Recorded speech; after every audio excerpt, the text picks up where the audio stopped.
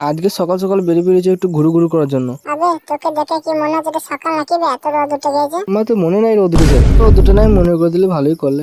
হ্যাঁ, তারপরে লালা নদী পার করতে করতে আবে এটা কি বে? জন্তু জঙ্গলি ইধার মে আজা। আবে পালাচ্ছি কেন বে? এই তো আয়। হ্যাঁ হ্যাঁ, জন্তু জঙ্গলিটা পালিয়ে গেল, তাই আমি চলে গেলাম ছাতা ফুটিয়ে একটু মাঠে বসতে। হ্যাঁ, আমার মাথায় তো বিরাট বুদ্ধি, তো ছাতাটা কেমন করে দেখো।